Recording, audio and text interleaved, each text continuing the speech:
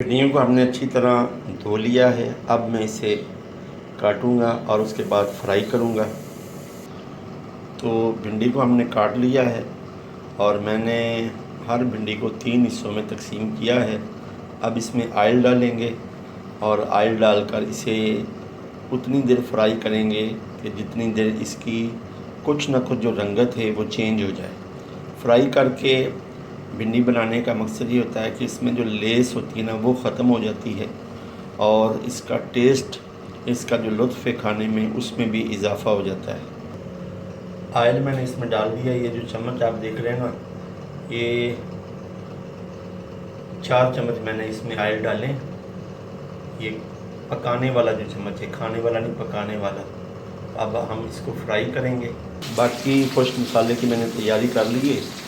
जितनी भिंडियाँ हों उतना ही प्याज होना चाहिए। 1 पाव भिंडियाँ थी और 1 पाव प्याज है, 2 टमाटर हैं, 4 हरी मिर्च हैं।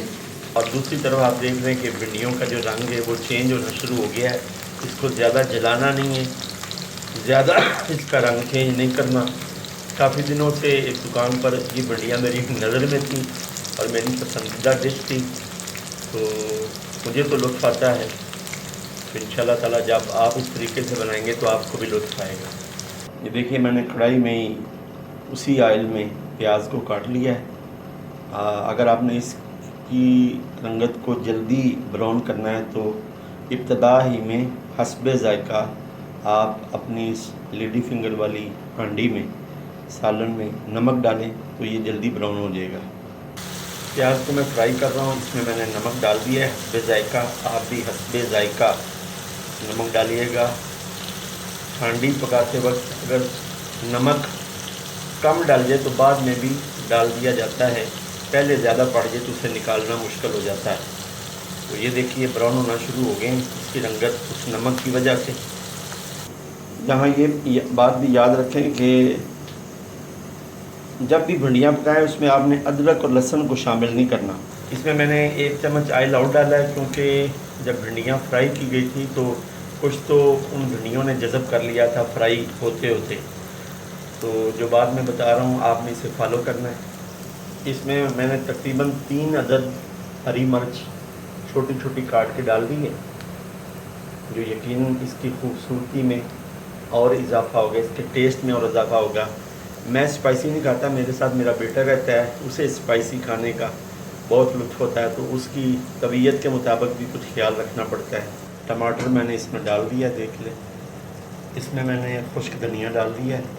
खुश्क धनिया से इसकी हंडिया में खुशबू आएगी। इस हांडी की जो ग्रेवी है वो बिल्कुल तैयार हो चुकी है। अब हम इसमें भिंडियाँ शामिल करेंगे।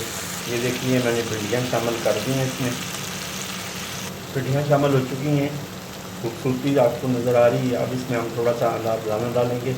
ये अनारदाना मैंने डाल दिया, इससे इसके खाने में और लुत्फ़ पैदा होगा इंशाअल्लाह ताला। आँच को मैंने बिल्कुल हल्का कर दिया और इसमें मैंने डाला थोड़ा सा पानी, इसका जो कच्चा पानी है वो ख़त्म हो जाए।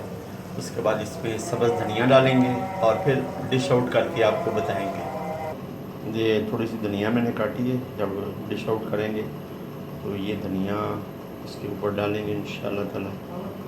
पानी डाला था वो खुश्क हो गया है और ऑयल ऊपर आ गया। अब हम इसकी भुनाई करेंगे। भुनाई से पहले जो धनिया हमने काटा था वो इसके ऊपर डाल दिया। अब इसकी भुनाई करते हैं। वैसे चैनल के नाज़रीन, भुनाई का मकसद ये होता है कि हांडी के टेस्ट में बहुत इजाफा हो जाता है। असल जो लुत्फ़ आता है ना हांडी में, वो उसकी भुनाई है। जिन लोगों को अपनी बनाई हुई सब्ज़ी में, हंडिया में लुत्फ़ नहीं आता, उन्होंने बुनाई अच्छी तरह नहीं की होती। तेज़ आंच पर बुनाई की है, बुनाई मुकम्मल हो चुकी है।